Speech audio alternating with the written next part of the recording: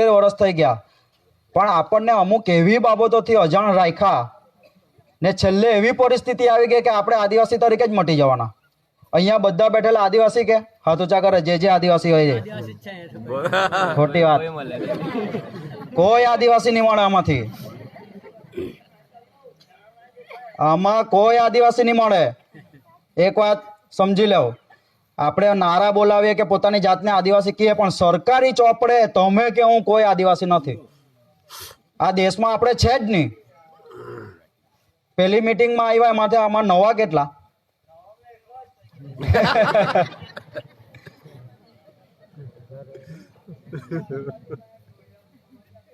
બધા જૂના જ છે. આપણે કોઈ હાથ જ ઊંચો નહીં કર્યો. નવા હોય તો તે પ્રમાણે વાત થાય એમ, ને જૂના હોય તો તેમ વાત થાય. ઘણા નવા છે. બરાબર. પણ પહેલી મીટિંગમાં જેમ વાત કરેલી તેમ આપણે હાલમાં એટલા માટે જ નીકળવું પડે કે ભાઈ જાતિનો દાખલો બચાવવો પડે. આપણે આદિવાસી તરીકે ટકી રહેવું હોય, મળતા લાભ લેવા હોય.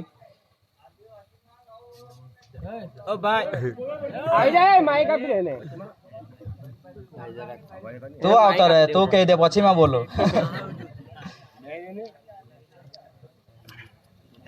તો આપણે દાખલો બચાવવો પડે એવી પરિસ્થિતિ આવી ગઈ. મેં તમને કીધું તેમ સરકારી ચોપડે આપણે છે જ નહીં, કારણ કે બંધારણમાં કશે આદિવાસી શબ્દ નથી. કાલે આપણે બધા જ પોતપોતાના જાતિના દાખલા જોઉં તો તેમાં પણ કશે આદિવાસી શબ્દ નથી. ભારત દેશ સ્વીકારતો નથી કે તમે ને હું આપણા દેશમાં રહેતા છે. 2017માં દિલ્હીમાં એક કોર્ટમાં ચુકાદો આવ્યો, તો તે દિલ્હીની જ હાઈકોર્ટ એટલે સુપ્રીમ કોર્ટથી નીચે હાઈકોર્ટ આવે, બીજા નંબરની કોર્ટ, તે એમ કહે કે ભાઈ ભારત દેશમાં આદિવાસી રહેતા નથી. બાબા રામ રહીમનું નામ બધાએ સાંભળ્યું, એ પેપરમાં એનું આવેલું, જેલમાં છે હાલમાં. તો તેણે પિક્ચર બનાવેલું મેસેન્જર ઓફ ગોડ. એના બીજા ભાગમાં એમ કીધું કે આ આદિવાસી દેશદ્રોહી છે, રાક્ષસ છે, નક્સલવાદી છે, એને હું માણસ બનાવવા. તો આપણાવાળાને ખોટું લાગે ગયેલું, એટલે દિલ્હી હાઈકોર્ટમાં કેસ કરેલો. તો તે કેસ આપણાવાળા હરી ગયેલા, કારણ કે જજે એમ કીધું કે ભાઈ બાબો તો એમ કે આદિવાસી રાક્ષસ છે, પણ ભારતમાં તો આદિવાસી જ નથી. મતલબ આપણે બધા અનુસૂચિત જનજાતિ છે. કાલે પોતપોતાના જાતિના દાખલા જોઉં તેમાં અનુસૂચિત જનજાતિ જ લખેલું છે. તો જો તમારે ને મારે આદિવાસી તરીકે રહેવું હોય તો આવનારી 2021માં વસ્તી ગણતરીમાં આપણે બધાએ, તમારા ઘરે કોઈ માસ્ટર ટીપ કરવા આવે, તમને પૂછવા આવે કે ભાઈ તમે કયામાં આવો, તો આપણે આદિવાસીમાં જ ટીપ માર્ક કરાવજો. એટલું ખાસ યાદ રાખજો. 2 વર્ષ પછી વસ્તી ગણતરી થવાની છે આ દેશની. તો આખા બધા જ રાજ્યમાં આવું ચાલતું છે અભિયાન કે જે રાજ્યમાં આપણા આદિવાસી વસતા છે, 15 રાજ્યોમાંથી વધારે, ત્યાં બધા જ પોતાને આદિવાસી તરીકે ગણાવશે. તો જ 2021માં આપણે આ દેશમાં રહેતા છે તેવું પ્રૂવ થશે. આ તરુણભાઈ એમાં જ ગુજરાત રાજ્યના અધ્યક્ષ બનેલા છે, એટલે એમને ખબર જ છે કે આપણી હાલત આ દેશમાં કેવી છે. એટલે એ પણ પોતે જુદા જુદા રાજ્યમાં ફરીને બધે જ આ વાત કરે કે ભાઈ આપણે આદિવાસી તરીકે ટકી રહેવું હોય તો આદિવાસી તરીકે પોતાને બતાવવું પડે. તો કે બતાવવાના કેવી રીતે? તો તમને ને મને જે દાખલા મળે તેના માટે સરકારે કેટલાક નિયમ બનાવેલા, કે જે નિયમના આધારે આજે આપણને દાખલા મળે જાતિના. તો કે નિયમ કયા? તો કે પહેલો નિયમ એમ કે જે જંગલમાં રહેતો હોય, પણ આપણે તો રહેતા નથી. બીજો નિયમ એમ કે જે અસલ આદિવાસી જેવો હોય, કપડા વગરનો ઝાડ પાંદડા વીંટાળીને જ ફરે, તો એવા તો આપણે છે નહીં. ત્રીજો નિયમ એમ કે જે પછાત હોય, ભણેલા ગણેલા નહીં હોય, બોલતા લખતા કંઈ આવડે નહીં, પણ આજે તો આપણે બોલતા લખતા થઈ ગયા, નોકરી કરતા થઈ ગયા.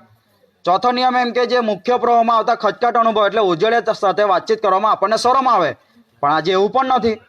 પાંચમો એક જ નિયમ કે જેના આધારે આપણને દાખલો મળે કે જે લોકોની પોતાની આગવી ભાષા હોય ને સંસ્કૃતિ હોય, ભાષા એટલે ડોળિયા ભાષા આપણી, એવી રીતે ચૌધરી, વાલી, ગામી, તે લોકોની પોતપોતાની ભાષા છે. તો જેવી રીતે એ લોકોની ભાષા હોય તેવી રીતે જન્મ, લગ્ન અને મરણ વિધિ અસલ રીતે કરતા હોય, જાળવી રાખેલા હોય, તેને જ જાતિના દાખલા આપવાના. આવું સરકાર કહે. તો નરેનભાઈએ કીધું તેમ એમણે જન્મવિધિ કરી એમના છોકરાની, તો આપણે તો હમણાં કેવી રીતે કરીએ? શ્રીમંત કરીએ જન્મ પહેલાં, અને પછી છઠ્ઠી પૂજીએ. પણ પહેલાં એવું હતું કે પહેલાં તો પાચેરો પૂજતા. નરેનભાઈએ કીધું કે મેં પાચેરો પૂજ્યો. આપણે જ્યારે વાસ્કોઈ કાર્યક્રમ કર્યો ત્યારે આ બતાવેલું કે ભાઈ પાચેરાની વિધિ કેવી રીતે થાય. તો આ હતી મરણ વિધિ, જન્મ વિધિ. લગ્ન વિધિ કેવી રીતે કરતા? તો કે બ્રાહ્મણ બોલાવતા કે નહીં બોલાવતા? પહેલા અસલ આપણા જે વડીલો છે એ લોકોના લગ્ન તો મોટાભાગના બ્રાહ્મણ વગર થયેલા. આપણે અહીંયા સંશોધન કર્યું તો ખબર પડી કે પહેલો બ્રાહ્મણ 1921માં નળોદરામાં આવેલો ને તે ચૌધરી સમાજના લગ્ન થયેલા. તો એવા કેટલા આપણા બાપદાદાઓના લગ્ન તો બ્રાહ્મણ વગર થયા, તો પણ ટૈકા જ ને, તો જ આપણે આજે છે અહીંયા. તો આપણે લગ્ન વિધિ આ હતી. મરણ વિધિ તો કે પહેલા આપણે 12મું 13મું કરતા કે પહેલા શું કરતા આપણે મરણ વિધિમાં? દિહાળો દાડો. નાયકા સમાજના વ્યક્તિ આપણો બમણ ગણાતો, પણ આપણે એને નીચો ગણને કાઢી મૂક્યો. તું રે વગાડતા આપણા સમાજમાં. તો હમણાં જ થોડાક દિવસ પહેલા જ બામણિયામાં દિહાળો થયો. આ તરુણભાઈ બેઠલા છે, એમણે હવે દિહાળો જ કરેલો. એમની દાદીનું મૃત્યુ થયું ત્યારે. એ તો આટલા મોટા અધિકારી છે, તેમ છતાં જો દિહાળો કરતા હોય તો આપણે હવે કરવું જોઈએ કે નહીં કરવું જોઈએ તે આપણે વિચારવાનું. કારણ કે આપણને પાછું એમ થાય કે આ પાછી અસલ જૂના રીત રિવાજ લાવીને પાછા અમને તમે નીચે જ લઈ જવાના કે પછાત જ બનાવવાના કે? આવી જ્યારે વાત આપણે કરીએ ને જન્મ લગ્ન મરણ વિધિની જૂની વાત, તો ત્યારે ભણેલા ગણેલા લોકો એમ કે ભાઈ તમે પાછા પછાત જ બનાવવાના કે અમને, કે લંગોટ પહેરતા કરવાના કે? એવી વાત કરે. તો કે હું કહેવા માંગુ કે સંસ્કૃતિને ભણવા ગણવા સાથે ને તમારી આર્થિક પરિસ્થિતિ સાથે કઈ લેવા દેવા નહીં મળે. હું આ મોટા બંગલામાં રહેતો છે એનો મતલબ એવું કે મારે ધોળફામાં નહીં બોલવાનું, કે હું ધોળફામાં બોલું તો હું પછાત થઈ જાઉં એવું નહીં. મારી પાસે ગમે એટલા રૂપિયા હોય, તરુણભાઈ પાસે ગમે એટલા રૂપિયા હતા પણ દિહાળો કર્યો એટલે પછાત થઈ ગયા એવું ના. સંસ્કૃતિને પૈસા સાથે કઈ લેવા દેવા નથી. આપણે વિકાસ તો કરવાનો જ છે, પણ વિકાસમાં આપણી સંસ્કૃતિ નહીં ભૂલાઈ જાય તેનું ખાસ ધ્યાન રાખવાનું. કારણ કે જાતિનો દાખલો આના પર જ ટકેલો છે. તમારો ભુરિયા કમિટી રિપોર્ટ આપેલો પૈસા કાનૂનનો, તેનો ઉપયોગ કરવો હોય તો એમાં જાતિનો દાખલો જ વાપરવો પડે. એ હું તમને કહું તો આમાં કોઈ ધર્મ કે જાતિ કે કોઈનો વિરોધ નથી. ફક્ત વાત છે તમારે ને મારે આપણે આપણી જૂની સંસ્કૃતિ ફરીથી ચાલુ કરવાનું. તો કે ચાલુ કરીને ફાયદો શું ને નહીં ચાલુ કરે તો શું થાય? તો બોમ્બેમાં 2009માં એવું થયું કે ભાઈ જાતિનો દાખલો લેવા માટે ટેસ્ટ લેવાય હતા. હમણાં તો આપણે મામલતદારના 5-10 આંટા મારીએ એટલે જાતિનો દાખલો કાઢી આપે થોડા ઘણા રૂપિયા લઈને. પણ બોમ્બેનો નિયમ આપણે અહીંયા ગુજરાતમાં લાગુ કરવાના. તમને કદાચ ખબર નહીં હોય તો કહી દઉં કે ભરવાડ, ચારણ, રબારી જેવી 7 જાતિ આદિવાસી બની ગઈ. ભરવાડ લોકો આદિવાસી થઈ ગયા. તો કોઈ પોરી કોઈને ગમતી હોય તો હોદવા માંડજો, ચાલે. હવે તો આદિવાસીમાં તો હગા થઈ ગયા આપણા.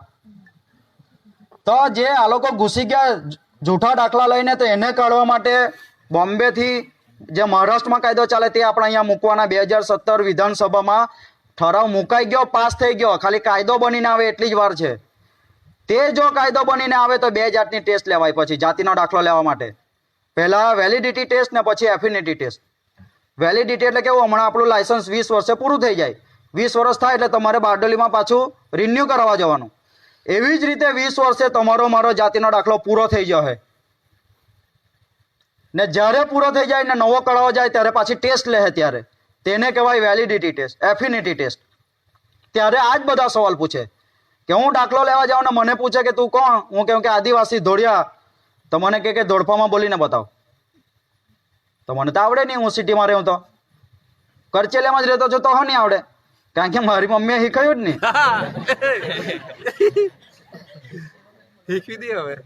હવે તો શીખવા જ પડે.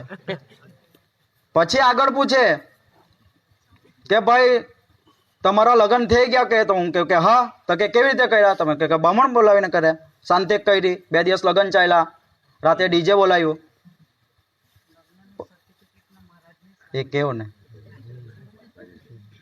તા લગ્ન વિધિ આવી રીતે કરી. પછી મને કે કોઈ છોકરા બોકરા?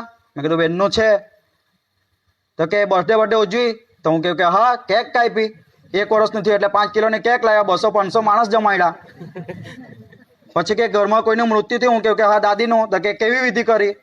તો હું કહું કે એમાં બ્રાહ્મણ બોલાવેલા, પૂછપાણી કર્યું, 13મું કર્યું. પછી કે તમારા દેવી દેવતા કોણ? તો હું કહું કે હનુમાનજી, રામ ભગવાન, શંકર ભગવાન, અંબામાં, કાળિકા માતા અમારા દેવી દેવતા. પછી કે તમારા તહેવાર કયા કયા? તો હું કે ઉત્તરાયણ, હોળી, ધૂળેટી, નવરાત્રી, દિવાળી આ મારા તહેવાર. તો હું આ જવાબ આપું એટલે પેલા અધિકારી એવું લખીને આપે. આ મહારાષ્ટ્રમાં ચાલતું છે, પેપરનું કટિંગ છે મારી પાસે, સંદેશનું 5 જાન્યુઆરી 5 જૂન 2009 સંદેશના પહેલા પાના પર જ છપાયેલું છે. તો આટલું હું કેમ એટલે પેલા મને લખીને આપે કે ભાઈ તમારા જન્મ, લગ્ન, મરણ વિધિ આદિવાસીના રીત રિવાજને મળતા આવતા નથી, એટલે તમને દાખલો નહીં મળે. તો એવી જ ટેસ્ટ આપણે અહીંયા જ્યારે લેવા હોય 2 વર્ષ 3 વર્ષ પછી, તો આપણા પાછા દાખલા બચશે કે કેમ? કારણ કે આપણે તો જન્મ, લગ્ન, મરણ વિધિ બદલી નાખી. આપણા દેવી દેવતા કોણ? તો કે ભૂત મામા, કાકા બળિયા, હિમર્ય દેવ, દેવલી માળી, ગોસ્માઈ માળી, કંસેરી, ગોકુળ, આ આપણા દેવી દેવતા. ને તહેવાર કયા? તો કે વાઘ બારસ, પછી રાત ઉજાણી, હોળી મુખ્ય તહેવાર આપણો, પછી કંસેરીની પૂજા કરતા, દિવાસો, આ આપણા તહેવાર હતા. પણ આપણે એ પણ ભૂલી ગયા. જેટલા વડીલો છે એમને તો ખબર જ છે, લોકો તો કરતા જ હતા. લગ્ન વિધિની વાત કરું તો છેલ્લે હું જ્યારે સરૈયામાં મીટિંગ કરવા ગયો ત્યારે મેં કીધું કે લગ્ન વિધિ આપણી કેવી થતી. તો પહેલાં તો હમણાં તો બહાર લગ્ન કરે આપણે મંડપપાનને, પહેલાં તો ઘરમાં રસોડામાં લગ્ન થતા ને ચૂલાની ફરતે ફેરા ફરતા. કોઈને ખબર હે મોટા લોકોને? તો તમે આ વાત કરી એટલે 2 લેડીઝ ઉભા થઈ કે અમે લગ્ન કરલા છે ચૂલાની ફરતે ફરીને. એટલે આ જૂઠી વાત નથી, આ સાચી વાત છે કે લગ્ન વિધિ આપણે આવી કરતા ને ફેરા કેટલા ફરતા? 4. હવે લગ્નમાં જાવ તો તમને એમ કે બમણ કે 7 ફેરાના લગ્ન, પણ ગણજો કેટલા ફેરવે? 4 જ ફેરવે. 4 જ ફેરા ફેરવે લગ્નમાં. ને દિશા કેવી ફરતા પાછા આપણા લગ્નના ફેરા. હમણાં આપણે એમ ફરીએ, પણ પહેલા એમ ફરતા કલ્યાણના કાંટાની ઊંધી દિશામાં આમ. હોળી પર ફરતે તો તે આમ ફરતા. હમણાં તુરમાં નાચ્યા તો કેમ નાચ્યા પેલા લોકો? કઈ દિશામાં ફર્યા? આમ. તમે નવરાત્રીમાં ગરબા રમે કઈ દિશામાં ફરે? આમ ફરે. હમણાં ચોખાના રોટલા બનાવ્યા, લોટ લાખ્યો, કાલે જોજો ડોહાળી લોકો ચોખાનો લોટ લાખો ને તમારો હાથ કઈ દિશામાં ફરે? આમ ફરે. પેલો ઘંટી હતી અસલ, તે કેમ ફેરવે? તે આમ જ ફરે. હળ તમે ચલવો ખેતરમાં, તે હોય એમ જ ચલવે. કારણ કે કુદરત સાથે આપણે જોડાયેલો. નરેનભાઈએ કીધું કે આપણે કુદરત સાથે જોડાયેલા. તો કેમ કુદરત સાથે? તો કે વેલી જે ચડે ઝાડ પર તે આમ જ ચડે, પાણીમાં વંટોળ થાય તે આમ જ ફરે, ભૂતમામાં જે ઉડે ઉનાળામાં જે ફરે એમ કે તે હોય એમ જ ફરે. કારણ કે વિજ્ઞાન એમ કે અણુ પરમાણુ એની ફરતે જે ઇલેક્ટ્રોન ફરે, આપણે વિજ્ઞાનમાં ભણેલા, તે પણ આમ જ ફરે. પૃથ્વી પોતાની ધરી પર આમ જ ફરે. સૂર્યમાળાનો 9 ગ્રહ સૂર્ય ફરતે એમ જ ફરે. ને આપણને આજે આ લોકો પછાત કહે, તો ખરેખર આપણે પછાત કે કેમ? આપણે નહીં, એ લોકો પછાત. કે આપણા બાપ દાદાઓએ તો કોઈ પણ જાતના વિજ્ઞાન વગર સાચી દિશા કઈ તે શોધેલી. એટલે આપણે બધી સંસ્કૃતિ આપણા નાચણા આમ ફરે, પણ આપણે લોકોની વાય લાગીને એમ ફરવા માંડ્યા. તો હવે તમારે વિચાર કે સાચી દિશામાં ફરવું છે કે પાછા એમ જ ફરવું છે? આપણને ફેરવી લાખ્યા ઊંધી દિશામાં, પણ આપણે હવે આમ ફરવું પડે. એમાં એમનો વાંક નથી, આપણો વાંક છે કે આપણે આ દાદા લોકોએ બધું નવું લાવ્યા ને એમાં અમે ફેરવાઈ ગયા. વડીલ લોકો બધું લાવ્યા નવું. કારણ કે જાતિનો દાખલો તો હવે અમારો જવાનો, મોટી ઉંમરના તો જીવી ગયા. મારા પોયરાનું શું ભવિષ્ય? તો કે આમાંથી જાતિનો દાખલો કેટલા વાપર્યો? હાથ ઊંચો કરે. બધાએ જ વાપર્યો. જાતિના દાખલાનો ઉપયોગ આમાંથી બેઠેલા એક વ્યક્તિએ કર્યો, પણ આપણને ખબર જ નથી કે કાં વાપર્યો. એટલે આપણને પડેલી જ નહીં મળે. જાતિનો દાખલો જાય તો મારું શું લૂંટાઈ જાય, આપણને એવું છે. પણ હવે હું તમને કહું કે આમાંથી એક વ્યક્તિએ કામ વાપર્યો જાતિનો દાખલો. તો સૌથી પહેલા તો ભણતરમાં વાપર્યો. આપણે આમાંથી બેઠેલા બધા જ ભણ્યા હે, 1 ચોપડી 2 ચોપડી 5 ચોપડી ગમે છે. તો ત્યાં ગુજરાતી સ્કૂલમાં આપણે ભણ્યા તો શિષ્યવૃત્તિ લીધી, ત્યાં યુનિફોર્મ લીધો, ત્યાં પેલી સાયકલ લીધી. તો ત્યાં આપણને જાતિનો દાખલો માંગેલો માસ્તરે, ત્યાં આપણે દાખલો આપ્યો. તો દાખલાના લીધે આપણે ભણ્યા. ગુજરાતી સ્કૂલમાંથી સારી કોલેજમાં ભણવા ગયા તો ત્યાં જાતિનો દાખલો માંગ્યો. મારા જેવા પ્રાઇવેટ કોલેજમાં એડમિશન લીધું તો મને મારા જાતિના દાખલા પર જ એડમિશન મળ્યું. જો એ નહીં હોય તો એડમિશન નહીં મળે. તો ત્યાં શિષ્યવૃત્તિ લીધી, મફત બસના પાસ લીધા, ત્યાં જાતિનો દાખલો વાપર્યો. એટલે શિક્ષણમાં આપણને જાતિનો દાખલો કામ આવ્યો. પછી નોકરીમાં અહીંયા નોકરીવાળા કોઈ ખરા કે? ચાલુ નોકરીવાળા એક જ છે ને આ તરુણભાઈ બે છે. તો બંનેને ખબર જ છે કે જ્યારે નોકરી લેવા ગયા તો ત્યાં અધિકારીએ પહેલા જાતિનો દાખલો માંગ્યો કે લાવો છે તમે આદિવાસી હોય તો જ તમને આ સીટ પર નોકરી મળે. તો જાતિના દાખલાના લીધે આપણા વાળા નોકરીએ લાગ્યા. મારી મમ્મી જાતિના દાખલા એ નોકરીએ લાગી તો એને પગાર મળ્યો, સારું ઘર સંસાર ચલાવ્યું, તો મને ભણાવ્યો તો હું ભણ્યો. તો જો એને નોકરી જ નહીં મળેલી હતી તો અમે આજે ખેતરમાં ચાર જ કાપતા હતા. તો જાતિના દાખલાના લીધે આપણા સમાજના લોકો ઉપર આવ્યા નોકરી કરીને. પછી રાજકારણમાં ઉપર આવ્યા. આજે આપણા વિસ્તારમાં જે કોઈ પણ સરપંચ છે, MP, MLA કે તાલુકા જિલ્લા પંચાયતના સભ્ય છે, તે જ્યારે ફોર્મ ભરવા ગયા ત્યારે બધા પાસે પેલા જાતિનો દાખલો જ માંગ્યો કે ભાઈ તમે આદિવાસી વિસ્તારમાં ઉભા રહ્યો ના તો લાવ તારો જાતિનો દાખલો છે. ઉજળિયા તો નથી ઉભા રહેતા વલવાળાની સીટ પર સરપંચમાં. કેમ આપણા વાળાને? કારણ કે આપણા પાસે જાતિનો દાખલો છે ને આપણી સીટ છે આ. તો જાતિના દાખલાના લીધે આપણે રાજકારણમાં આવ્યા. તો કે એમાં આ સામાન્ય લોકોનું હું જે આ તો ભણી ગણી ગયા અને રાજકારણી ના આવ્યું, તો પણ અહીંયા બેઠેલા સામાન્ય લોકોએ ક્યાં વાપર્યો જાતિનો દાખલો? તો કે આજે તમે જે બધા સરકારી લાભ લેવ, તમને જે ઇન્દિરા આવાસ આવ્યા, સરદાર આવાસ મળ્યું તમને, કે તમે ઘરમાં કોઈ ખેડૂતની સ્કીમનો લાભ લીધો, આંબા કલમ લીધી કે પિયત ટપક પદ્ધતિ લીધી કે સંચો લીધો સીવાનો, તો તે બધામાં સૌથી પહેલા ગ્રામ સેવક તમારી પાસે શું માંગે? જાતિનો દાખલો માંગે. તમે આધાર કાર્ડ તમે રેશન કાર્ડ કઢાવ્યો, આધાર કાર્ડ કઢાવ્યો, તો રેશન કાર્ડ કઢાવ્યા ત્યારે પહેલા શું માંગ્યું? જાતિનો દાખલો. જાતિના દાખલાના લીધે રેશન કાર્ડ મળ્યો ને રેશન કાર્ડના લીધે આપણને આજે સસ્તા અનાજની દુકાનને બધું આપણને લાભ મળતા છે. તો જાતિનો દાખલો જો નીકળી જાય તો આપણને આ લાભ મળે કે કેમ? બંધ થઈ જાય. તમને જે લાભ મળતા છે તે બધા બંધ થઈ જાય. આપણને બધાને લાભ મળતા છે તે બંધ થઈ જાય. એટલે જાતિનો દાખલો તમારા ને મારા માટે સૌથી ઇમ્પોર્ટન્ટ, મહત્વનો. બીજું કે આજે આપણે કાલે ઉઠીને બધા 7, 12, 8 નકલ જોવો પોતપોતાની, તો તેમાં શું લખેલું છે?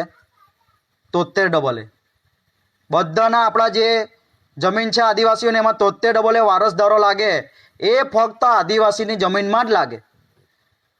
જો 73AA નહીં હોય તો આપણી જમીન બહારવાળા આવીને કેટલા વખત પહેલા 25-50 લાખે વીઘે લઈ લે, તેને હજુ લઈ લે. જો 73AA નીકળી જાય તો 73AA આદિવાસીને મળેલું એક અનામત છે ને તે પણ જાતિના દાખલાના લીધે જ છે. તમારો જો જાતિનો દાખલો નીકળી જાય તો તમારી જમીનમાંથી 73AA નીકળી જાય. ને હમણાં આપણા નેતા પાછા ત્યાં શું કહે ખબર તમને? વિધાનસભામાં ચર્ચા થાય 73AA કાઢી નાખવા માટે. 8 કિલોમીટરનો કાયદો તો નીકળી ગયો, એના લીધે કેટલા બહારના લોકો આપણા વિસ્તારમાં ઘૂસી ગયા તમને ખબર છે?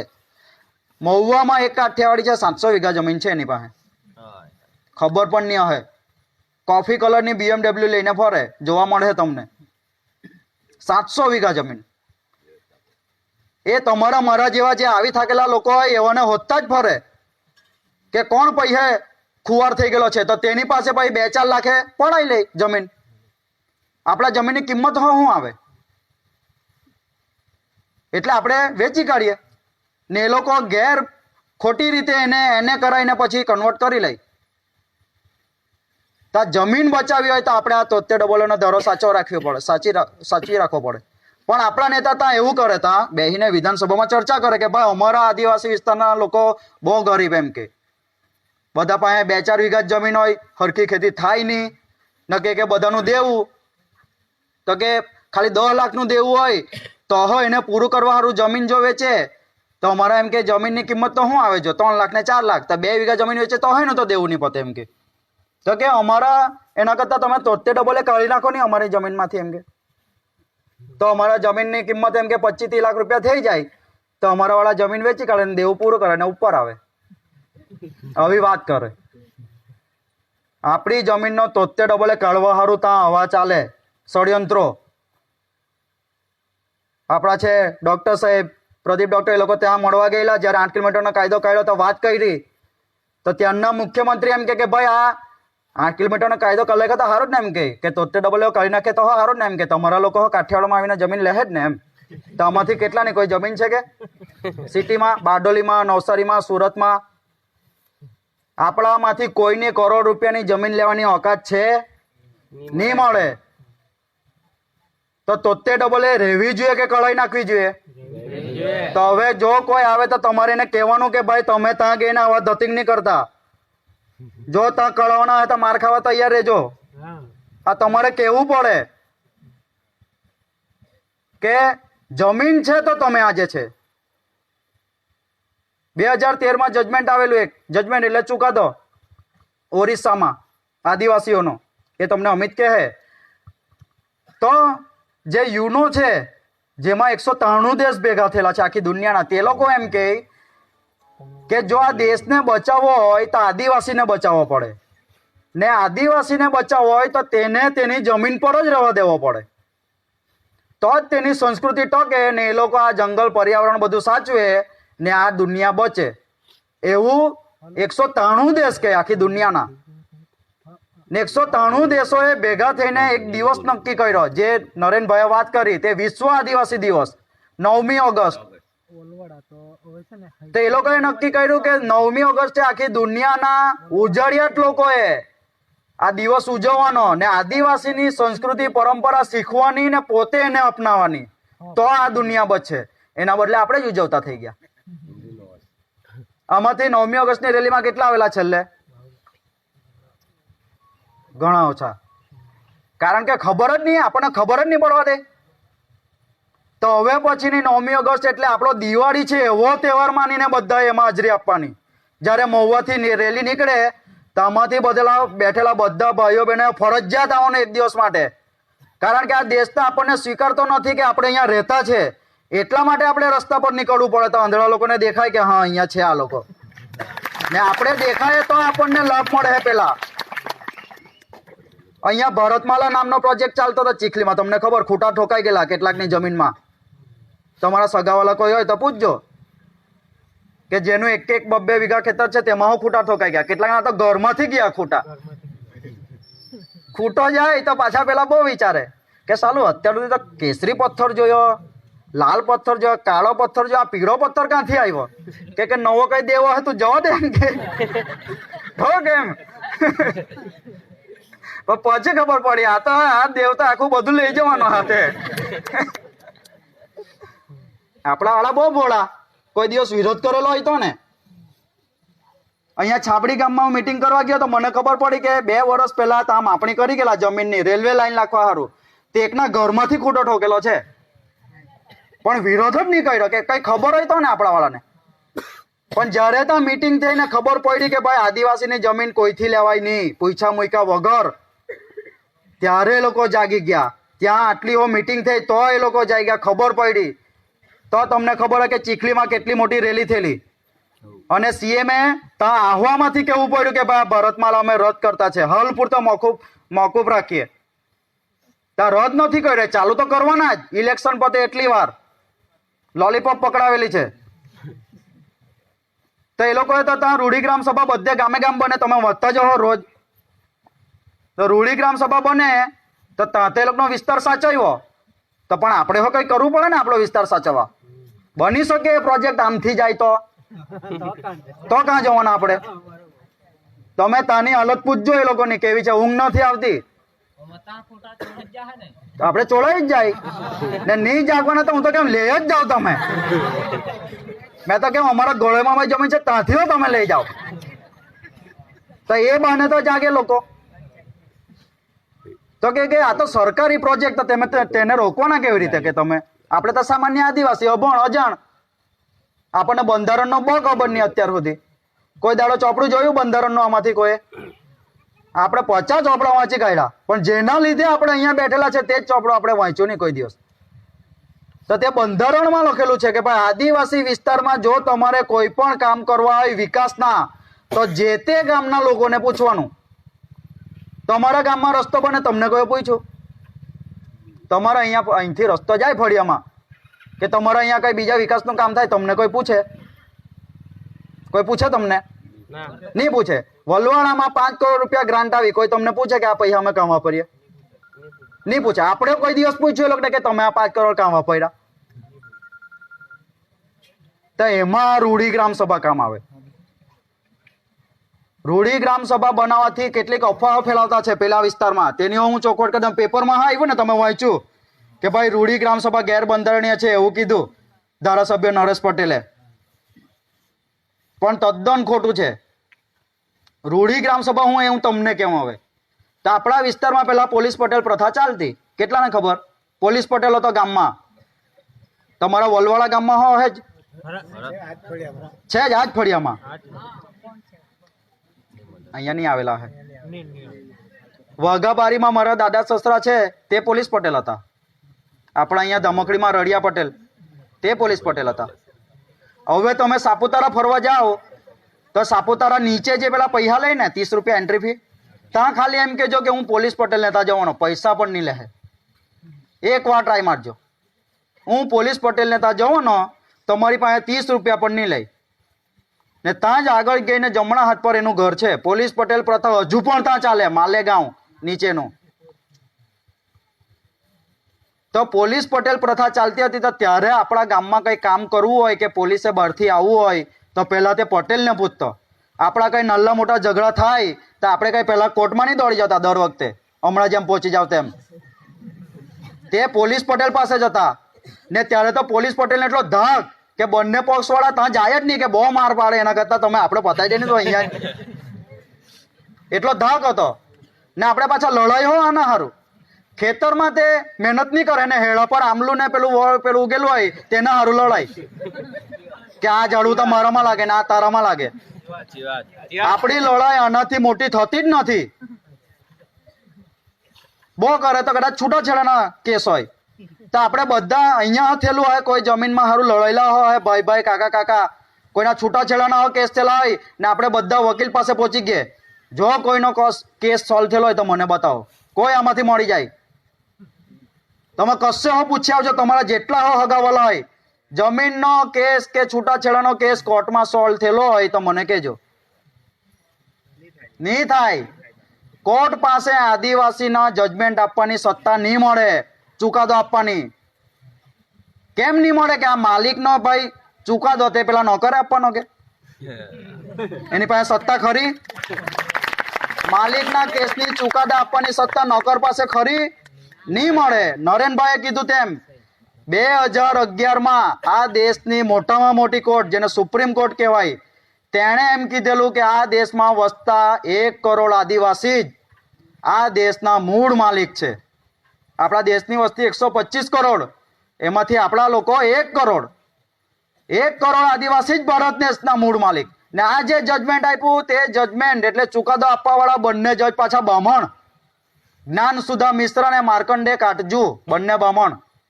બામણ એવું કહેતા કે તમે આ દેશના માલિક છે, ને તમે જ પાછા, તમને કોઈ જાત પૂછે તો હન થાય આદિવાસી કહેવામાં. દોડ્યો તો નહીં. મેં હો કીધેલું છે, હું અમદાવાદ ભણતો કે મેં હો અમદાવાદ ભણતો તો ત્યાં મને પૂછે કે આપણે તો પટેલ લખાવીએ પાછળ, તો કે તું કયો પટેલ? તો કે ધોળિયા પટેલ. STM કહેતો તો ઘર રહેવા નહીં આપે. આ હાલત છે આપણા વાળાની. ત્યાં ઘર રહેવા નહીં આપે. એટલે મારે કેવું પડલું કે હું તો કોળી ને કણબી પટેલ. ત્યાં જાત સંતાડવી પડે. હમણાં આપણા વાળું કોઈ નોકરી કરતો હોય તો પૂછી લેજો. આપણી હાલત ત્યાં એવી છે ને ત્યાંના લોકો અહીંયા આવે એટલે આપણે પહેલા ગાળી દઈએ ઘરમાં.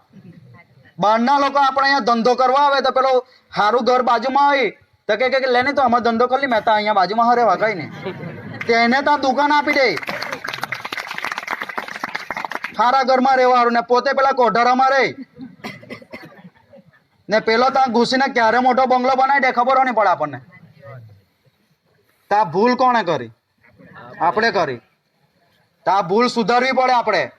હું તમને એમ નથી કહેતો કે તમે બહારના લોકોને મારી મચડીને કાઢી મૂકો. આપણે એવું નથી કરવાનું. કારણ કે આદિવાસી તો શાંતિપ્રિય. આપણે તો કોઈ ધમાલ ઝઘડા કરતા જ નથી. ગઈકાલે આટલી મોટી રેલી નીકળી નવસારીમાં, તમે સાંભળ્યું કે કશે કઈ છેડછાડ થઈ? કોઈનું પાકીટ ચોરાયું? ધક્કા મુક્તિ થઈ, કઈ થાય નહીં. કચરો હો તાર નીચે લાયખો તે વણવા વાળા હતા, તમે ધ્યાન નહીં આપ્યું હે. કેટલાક જુવાનિયા હાથમાં પ્લાસ્ટિકની કોથળી લઈને ફરતા હતા ને જે કચરો લાગે તે ઉચકીને પાછા એમાં લાખી દે ને તે પેપર વાળાએ નોંધ લીધી. આ છે આપણી સંસ્કૃતિ. 2011ના જજમેન્ટમાં તે બમણ લોકોએ જ કીધું કે આ દેશના આદિવાસી સૌથી ભોળા છે, કે એમને કોઈ ઉલ્લુ બનાવી જાય એટલા ભોળા, ને આપણને ઉલ્લુ જ બનાવી ગયા અત્યાર સુધી. તો હવે ઉલ્લુ બનવામાંથી રોકવા માટે આપણે રૂઢી ગ્રામ સભા તરફ જવું પડે. જો આપણે આપણી જમીન બચાવી હોય, આપણા ધંધા રોજગાર બચાવવા હોય તો તેના તરફ આપણે જવું પડે. તમારા ગામમાં વસ્તી કેટલી છે? કાલે બોર્ડ તમારેલું છે કાળા કલરનું પંચાયતનું, વાંચજો. એ બોર્ડની કિંમત 55,000 રૂપિયા છે, તેઓ કહી દઉં ખાલી એટલા જ. મહાત્મા ગાંધી વાળું 150મી જન્મ જયંતિ, એમાં આપણા વાળાની વસ્તી કેટલી છે તે તમે વાંચજો, ને અન્ય જાતિની કેટલી છે તે વાંચજો. અહીંયા 3600 ને અન્યની જાણી લે. મેં છેલ્લે અહીંયા અનાવલ વાંચ્યું તો આપણા વાળાની લગભગ 3600 ને અન્ય જાતિ 2900. કેટલી? 3600 ને 2900 એટલે કેટલા? 700 જ માણસનો ફરક રહેલો છે. ત્યાં બહારના લોકો ખાલી 700 જ ઓછા અનાવલમાં, ને તમને તો ખબર જ છે કે બહારના એક હાથે આવે એટલે બીજા 10 ને લઈને જ આવે. તો 2-5 વર્ષમાં તો ત્યાં લોકોની વસ્તી વધી જવાની ને ત્યાં સરપંચની સીટ બદલાઈ જશે. ને એવું જ આપણે અહીંયા નહીં થાય, અમારે કરચીલેમાં બદલાઈ જાય. એવું જ આપણે ત્યાં નહીં થાય, એની આપણે ધ્યાન તકેદારી રાખવી પડે. તમને એમ થાય કે ભાઈ આ કુંજનતા વલવાડામાં ફફાની, કરચેલિયામાં ફફાની મારે એના ગામમાં, ને આ બીજે હું ગામ મીટિંગ કર્યા કરે. અમે અહીંયા ત્યાં મીટિંગ કરતા જ છે ને થતા જ છે અમે એટલા માણસ, તો અમારી પાસે તમારા જેટલી સંખ્યા નહીં મળે. મતલબ વલવાડામાં તમારી આપણા વાળાની આદિવાસીની સંખ્યા 3000 રહે ને અન્ય જાતિની લગભગ 1000 હોય બહુ કરે તો, જ્યારે અમારે અહીંયા તો એક સરખી છે. તો રૂઢી ગ્રામ સભા અમારે બનાવવાનું એટલે ખાવાના ખેલ નહીં મળે. કારણ કે અત્યાર સુધી આપણા લોકો બીજાના નીચે એટલા દબાયેલા કે ઉપર આવતા જરાક વાર લાગે. તો રૂઢી ગ્રામ સભા શું એટલે તેના પાવર હું તમને 2-4 કહી દઉં. કે માની લો કે આવનાર પ્રોજેક્ટ આપણા વિસ્તારમાં જાય ને આપણે એને રોકવું હોય તો ફક્ત ને ફક્ત રૂઢી ગ્રામ સભા જ એને રોકી શકે. સુપ્રીમ કોર્ટના જજમેન્ટ છે, દેશની મોટામાં મોટી અદાલતના જજમેન્ટ, કે આદિવાસી વિસ્તારમાં કેન્દ્ર સરકાર કે રાજ્ય સરકારની 1 ઇંચ જમીન પણ નથી. કેન્દ્ર સરકાર કે રાજ્ય સરકારની 1 ઇંચ જમીન પણ નથી. આપણે અહીંયા વલવાડામાં ગામતળની જમીન ખરી ને, બધું પચાઈ પાડ્યું. ગામતળની જમીન ફક્ત તમારા ગામમાં વાળાની જ, એ ગ્રામ પંચાયતની પણ નથી, વલવાડા ગામના લોકોની છે. તો આપણે તે જમીન પણ લેવી પડે. પણ એમાં આપણે જોઈએ કે જ્યારે સરકારને ઈચ્છા થાય એટલે ત્યાં કઈનું કઈ કર્યા કરે, પૂછે પણ નહીં. તરુણભાઈ જીવી વાળા છે, ઈચ્છા થાય ત્યાં ઢાંભલો ઠોકી જાય, ડીપી લાખી જાય. આપણા ખેતરમાંથી ઈચ્છા થાય ત્યાં ઢાંભલો લાખી જાય. લોકો પૂછતા છે, કોઈ આપણને પૂછે? લાઈટ તો નહીં જોવા, અમે તો સરકારને પૈસા જોઈતા એટલે ઠાંભલા લાખવાના ને ક્યાં જવાના. તો સૌરાષ્ટ્રમાં તો પૈસા લે. તરુણભાઈ સાચી વાત કે ખબર નહીં મને? ખેતરમાં ઠાંભલા લાખે તો પૈસા લે, ઓલપાડમાં લે, ભાડું લે, ભાડું. આમાંથી કેટલા લે ભાડું? કોઈ નહીં લે. આપણે તો કહીએ કે તું લાખી જા, આપણામાં જરા કામ રહી ગયો તો કે પેલામાં હોય એવો જ રાખજે. હે કે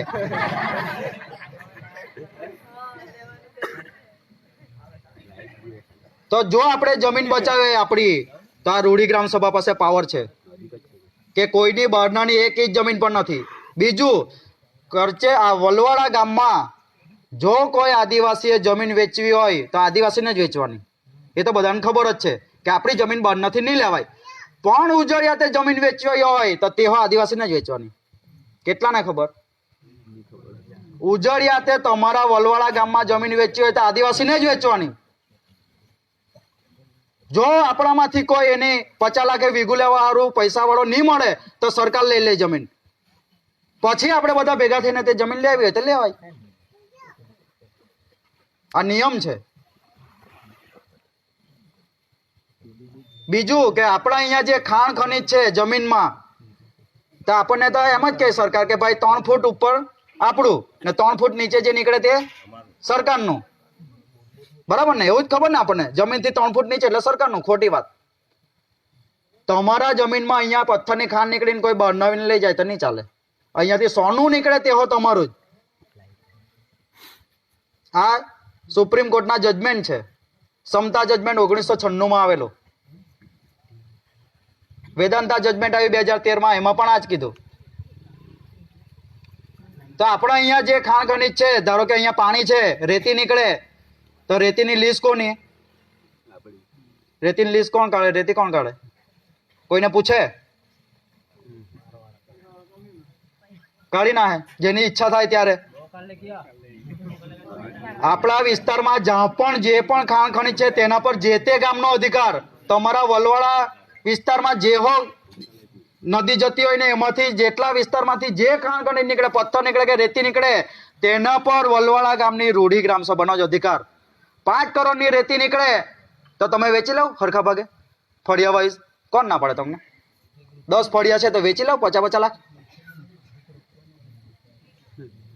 તો રૂઢી ગ્રામ સભા આવી રીતે તમારે પાવર વાપરવો છે કે કેમ તે વિચારવાનું. વાપરવો પડે. આપણી રેતી બહારના લઈ જાય તે ચાલે કે નહીં ચાલે? પથ્થરની ખાણ ચાલો અહીંયા કોરી ચાલે. કોની કોરી ચાલે? કોની ચાલે? આમાંથી કોઈ આપણી ચાલે કે બહારના નહીં ચાલે? તો આદિવાસી વિસ્તારમાં ખાણ ખનીજ જે ખોદવાનું હોય તેની પણ સંપૂર્ણ સત્તા આદિવાસીને જ. આદિવાસીથી જ ખોદાય. તો તેઓ આપણી પાસે નથી. તો આ કોરી જો આપણા વાળા કોઈ ચલાવતા હોય 10-15 જણ ભેગા થઈને, તો પૈસા વાળા થાય કે નહીં થાય? થાય. તો તેના પર હો કબજો કરવો પડે આપણે. મારી મચડીને નહીં, પણ કાયદા કાનૂનથી. હવે આપણા પૈસા કાનૂનમાં હો કીધેલું છે ને બંધારણમાં છે કે જે પણ જંગલ છે જે ગામમાં આવે તેના પર અધિકાર હોય તે ગામવાળાનો જ. તો સોનગઢ ગામ છે, સોનગઢ તાલુકો, ત્યાં શ્રાવણિયા ગામ ને ત્યાં એક વ્યક્તિ રહી, જયરામભાઈ ગામી તેનું નામ. તેના શ્રાવણિયા ગામની આજુબાજુ 1500 હેક્ટરમાં જંગલ. એકરની વાત નથી કરતો, હેક્ટરની વાત કરું. એટલે આપણા 4-5 ગામ આવી જાય એટલું મોટું જંગલ. તો ત્યાં એ જંગલમાં લાકડા કાપવા ગયો. કારણ કે હવે તો આપણને બધા પેલા લાલ બાટલા પકડાઈ દીધા ઉજ્જવલા યોજનાના નામે, ને કેરોસીન તો બંધ થઈ ગયો. કોઈનું ચાલે કે કેરોસીન? હજુ આપણે બાટલા આપ્યા એટલે પાછા બહુ ખુશ કે બાટલા આપ્યા અમને, તેમ હવે ચૂલો ફૂંકવાનો વારો નહીં થયો. બતાવે હોય એવું જ. તે બાટલા તો ત્યાં સિટીમાં ભાઈ બધે ગેસ લાઈન લખાઈ, તો તાના બાટલા નવરા પડ્યા એટલે તમને પકડાવ્યા કલર કરીને. એ કઈ તમને નવા નથી આપ્યા ને આપણે હોશે હોશે લઈ લીધું ને હવે 900 રૂપિયા ભરાવાય કે બાટલો? એટલે પાછા આપણે લાકડા જ કાપવાના. એટલે વધેલા ગધેલા જળવા હોય તેવા કાપી મૂકવાના આપણે. તો આજે એક આંબલીનું છોડવું નહીં દેખાય મને, વિલા પેલી ખાટી આંબલીનું. બધા કાપીને પૂરા કરી નાખ્યા આપણે, હવે કાપવાના. તો જયરામભાઈ ત્યાં એના જંગલમાં લાકડા કાપવા ગયો, તો એને જંગલ ખાતાવાળાએ માર્યા 5 જણને. તે લોકોને ખોટું લાગ્યું કે મારા બાપ દાદા વર્ષોથી અહીંયા જંગલમાં રહી ને અમને લાકડા નહીં કાપવા દે 2-5, એ તો કેમ ચાલે? એટલે એને ખોટું લાગ્યું ને એને અભ્યાસ કર્યો. ખાલી 10મું જ બનલો છે એટલે જેટલું વાંચતા આવડે તેટલું જ એને વાંચ્યું. તો પૈસા કાનૂન એને વાંચ્યો ને પછી એનો અમલ કર્યો એને ગામમાં, ને ઠરાવ કર્યો કે આજથી શ્રાવણિયા ગામની ફરતે રહેલું આ 1500 હેક્ટરનું જંગલ શ્રાવણિયા ગામની રૂઢી ગ્રામ સભાને અધીન રહેશે. આજથી જંગલ ખાતાના કોઈ પણ માણસે રૂઢી ગ્રામ સભાની પરમિશન લીધા મૂક્યા વગર જંગલમાં આવું નહીં. ઠરાવ કરીને મોકલ્યા પર રાજ્યપાલને ને મંજૂર થઈ ગયો. આજની ઘડીઓ હોય ત્યાં જંગલ ખાતાવાળો એ લોકોના ગામના હેડે આવીને નાહી જાય, પણ અંદર નહીં જાય પૂછા મૂક્યા વગર. તો કે આટલું મોટું જંગલ તો હાચવવું તો પડે ને, નવા ઝાડવા રોપવા પડે, જૂના કાપવા પડે. તો એના માટે ઠરાવ કર્યો કે આ જંગલની સાચવણી માટે અમે 5 માણસની મેં ગામના જ, એટલે એને પગાર મળે, રોજગારી મળે. ને પગાર નક્કી કર્યો 5000 રૂપિયા ને મોકલી આપ્યો રાજ્યપાલને. તો સરકારે 5000 ના બદલે 7000 રૂપિયા પગાર નક્કી કરીને મોકલ્યો. ને આ ત્યાં જીવન દાખલો છે કોઈ ફેંકા નહીં મળે. જયરામભાઈને આપણે આપણા ગામમાં લાવું હું જ્યારે મોટી મીટિંગ કરું હું ત્યારે, તો તમને ખબર પડે કે ભાઈ આ હું જે વાત કહેતો છું તે ફેંકા નથી. એ માણસ આવીને તમને ખુદ કહે. તો આવી રીતે જયરામભાઈએ એમના જંગલ કબજામાં લીધું. આદિવાસીઓ પોતે બન્યા જંગલના માલિક. ને સોનગઢમાં આપણને ખબર કે પાણીની બહુ તકલીફ, ત્યાં પાણીના ફાફા. તો એ લોકોએ તળાવ બનાવવાનું નક્કી કર્યું. 40 ગામ વચ્ચે એક તળાવ બનાવે ને 40 લાખ રૂપિયાનો ખર્ચો. તો લખીને આપ્યું કે ભાઈ આ 40 લાખ રૂપિયાનો ખર્ચો તમારે અમને આપવાનો. વિનંતી નહીં કરી અમને આપવો એમ લખ્યું કાગળમાં. આપણે તો અત્યાર સુધી વિનંતી જ કરીએ કે મને આ કરી આપવા વિનંતી, આ કરી આપવા વિનંતી. એણે હુકમ કર્યો કે મને 40 લાખ રૂપિયા આપવા ને મોકલ્યા પર રાજ્યપાલને. તો 40 લાખ રૂપિયા પાસ થઈને આવી ગયા અને હમણાં કામ ચાલતું છે. આ છે રૂડી ગ્રામ સભાનો પાવર. જીવતો જાગતો આપણા વિસ્તારમાં ગુજરાતમાં પહેલી બનાવેલી. એટલે આ ફેંકા નથી પણ ચાલતું છે. તો રૂડી ગ્રામ સભા પાસે એટલો પાવર કે જળ જંગલ જમીન પર સંપૂર્ણ આપણો જ કબજો. જે કોઈ બી કાયદો બનાવે આપણા વિસ્તારમાં તે લાગુ કરવાનો સરકારનો. તો કે અત્યાર સુધી આપણને ખબર કેમ નહીં હતી, અજાણ કેમ રાખ્યા? તો કે જાણી જોઈને અભણ રાખ્યા, આપણને અજાણ રાખ્યા. આ જો બધું જાણી કે તો દેશનો માલિક ખરા અર્થમાં માલિક બની જાય. આ પાવર જો આપણી પાસે હોય, તમને ખબર પડે કે બહારના કોઈ વ્યક્તિથી તમારા ગામમાં ઘૂસાય નહીં, રૂડી ગ્રામ સભાની પરમિશન લીધા વગર, તો તમે કોઈને ઘૂસવા દેવ? જો નહીં ઘૂસવા દીધેલા હતા તો આટલી દુકાન અહીંયા ખુલતે નહીં ખુલતે. એટલા માટે આપણને અજાણ રાખ્યા કે આ લોકોને અજાણ રાખો ને એ લોકોનો આખો વિસ્તાર લૂંટી લો. પણ હવે આપણે જાગવું પડે. તો કે અભણને અજાણ કેવી રીતે રાખ્યા? તો એ લોકોએ નિયમ બનાવ્યા હમણાં કે ભાઈ 1 થી 8 સુધી કોઈને નાપાસ કરવાના નહીં. ખબર ને સ્કૂલમાં ને હવે તો 9મું પ્રાઇમરીમાં આવી ગયું એટલે તેમાં કદાચ નાપાસ નહીં કરે ને 1 થી 8 સુધી એમ જ જાય પોયરો. કારણ કે ભણાવવાવાળા માસ્તરો બધા બહારના એટલે નાપાસ થાય 10માં ને નાપાસ થઈને ITI કરે ને તે ત્યાં જોડવામાં જ જાય કે વાપી જાય બહુ કરે. તો DMIC નામનો એક પ્રોજેક્ટ લાવવાના લોકો. મારી પાસે આપણા દેશના કેન્દ્રીય મંત્રી નીતિન ગડકરીનો વિડીયો છે, તે હું જુવાનિયાને આપણને સાંભળજો. એમાં એ એમ કહે કે અમે જે આ 1 લાખ કરોડનો પ્રોજેક્ટ લઈ જાઓ ને, 1 કે 5 લાખ કરોડ, અમિત 4.5 4.5 લાખ કરોડ રૂપિયાનો પ્રોજેક્ટ દિલ્હીથી મુંબઈ વચ્ચે એક્સપ્રેસ હાઈવે બનાવવાના. હાઈવેની બંને બાજુ 150 કિલોમીટર આમ ને 150 કિલોમીટર આ બાજુ, એટલે 300 કિલોમીટરના પટ્ટામાં ફેક્ટરી, હોટલ, પેટ્રોલ પંપ એવું બનાવવાના. 300 કિલોમીટરનો પટ્ટો એટલે ત્યાં તો દરિયામાં પહોંચી જાય સુરત વાળા, નવસારી વાળા, ને આ બાજુ આહવા ડાંગ ને મહારાષ્ટ્રની હદમાં ઘૂસી જાય. એટલો મોટો પટ્ટો. તેમાં એ લોકો ફેક્ટરી નાખવાના. તો કે આ રસ્તો આદિવાસી વિસ્તારમાંથી જ કેમ લઈ જવાના?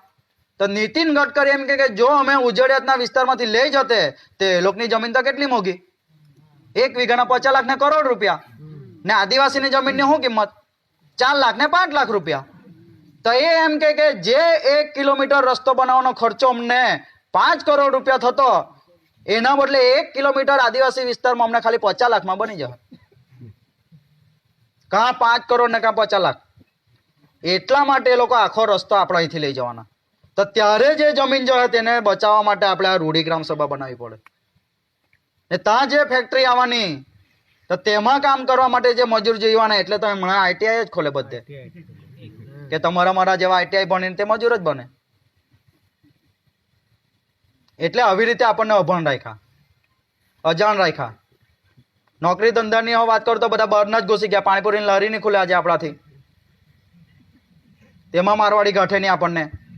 મેં અહીંયા આગળ મીટિંગમાં કીધું તેમ આપણાવાળા પાછા બહુ ખુશ થાય કે પેલો તો હમણાં જ આવ્યો અને બંગલો બાંધી કાઢ્યો 15 લાખનો.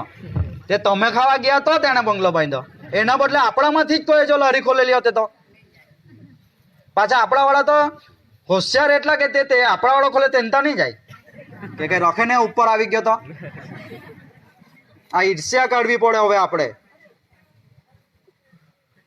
એના લીધે જ આપણે પાછળ છે.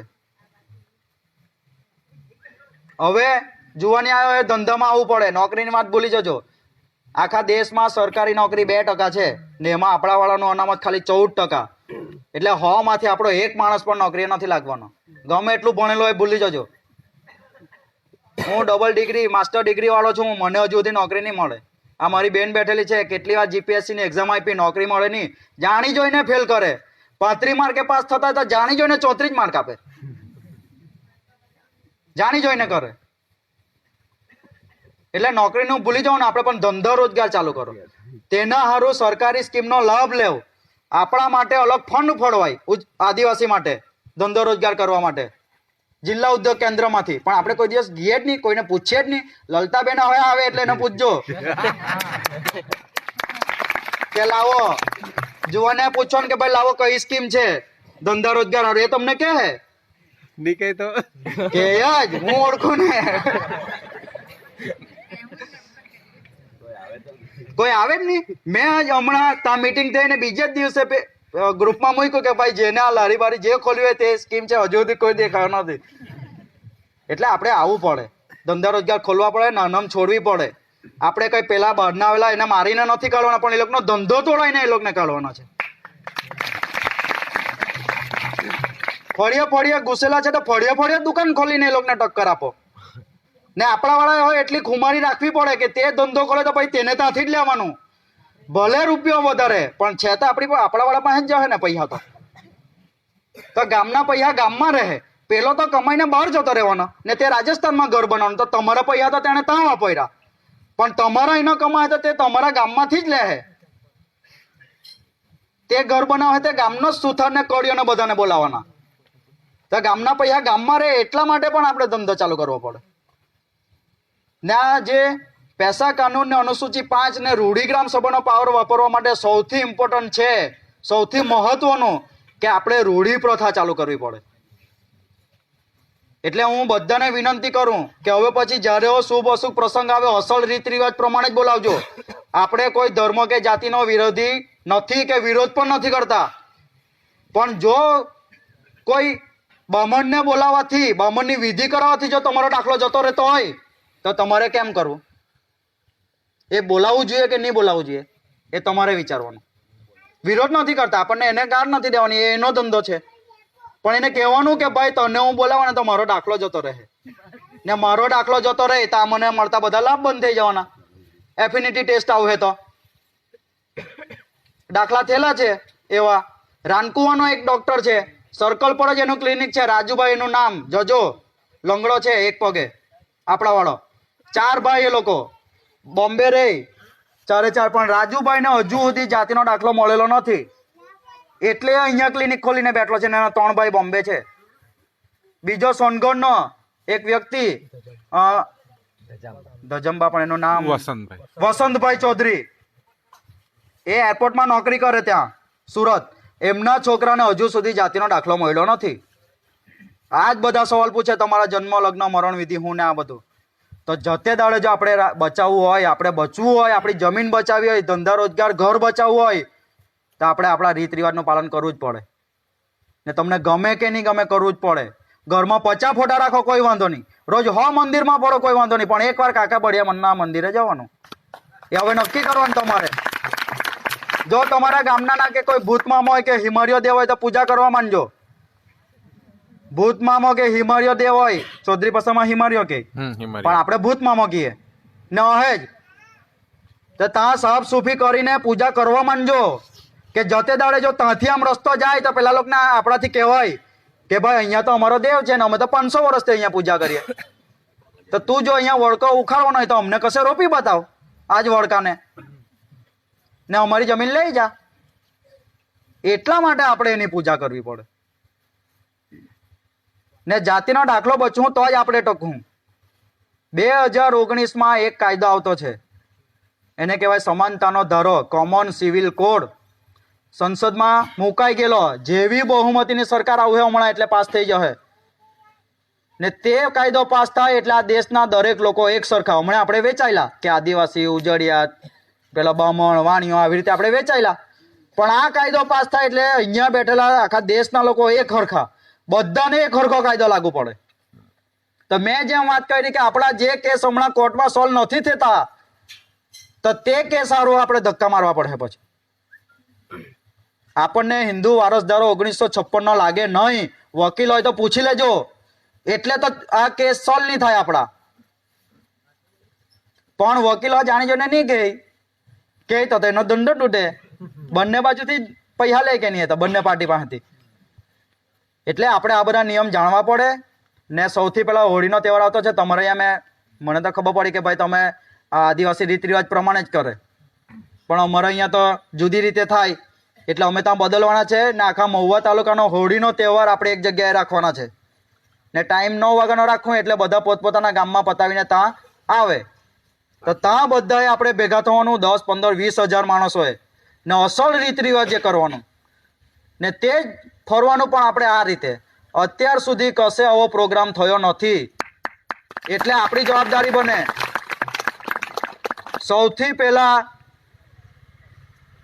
આ આદિવાસીની ચળવળ મહુવા તાલુકામાંથી થયેલી, આપણા વિસ્તારમાં. ને મહુવા તાલુકામાં વલવાડામાં મીટિંગ કરેલી આપણે, કરચેલિયામાં થયેલી, પછી અહીંયા થયેલી.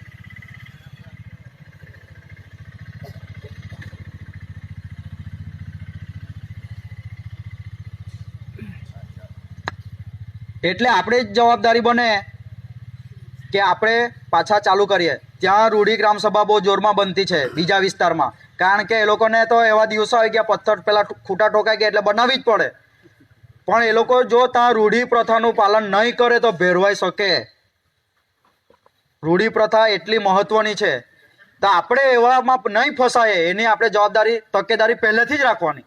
આપણે એમ પહેલાં પાડતા જ હતા જૂના રીતે, તો હમણાં પાડવામાં શું વાંધો? ખર્ચો હો ઓછો લાગે, એ તમને ખબર જ. એટલે હું તમને એક જ વિનંતી કરું કે નલ્લા છોકરાને હવે દોડફું બોલાવતા શીખવી દેવ.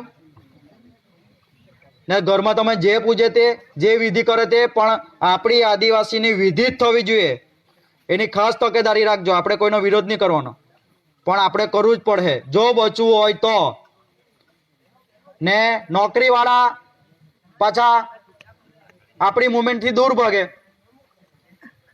નોકરીવાળાને એમ કે ભાઈ અમે તો ભણી ગણી ગયા, અમારે શું કામનું આ? તો નોકરીવાળાએ હવે બચવા માટે આમાં પાછું આવવું જ પડે. સુરતમાં મિટિંગ થતી છે મોટી મોટી, ત્યાં જે ભણેલા ગણેલા આપણા અહીંથી જે ગયેલા છે ત્યાં મિટિંગ કરે, બોલાવે. ત્યાં એ લોકો ગભરાયેલા છે.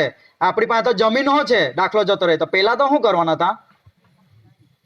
એ લોકોની તો જમીનો નહીં મળે સિટીવાળા, એટલે એ લોકો જ આવીને આપણને અહીંયા બગાડે. તો તમારે અહીંથી અગર જો સિટીમાં ના આવે ને અહીંયા નવું નવું કરવાનું થાય તેને ના પડવાનું. ભાઈ તો આ બધા ધતિંગ ત્યાંથી અહીંયા નહીં લાવતો. હે પેલા ચાંદલામાં કેક કાપતા કે હવે કેક કાપતા થઈ ગયા, ચાંદલો છે કે બર્થડે તે જ ખબર નહીં પડે. તે આપણા વાળા નહીં લાવ્યા, ત્યાંથી શીખીને પેલા આવ્યા ને અહીંયા આપણને શીખવી જાય ને એક ફળિયામાં કરે એટલે બાજુવાળાએ ના છૂટકે કરવું પડે, નહીં તો પેલા આવે નહીં પાછા.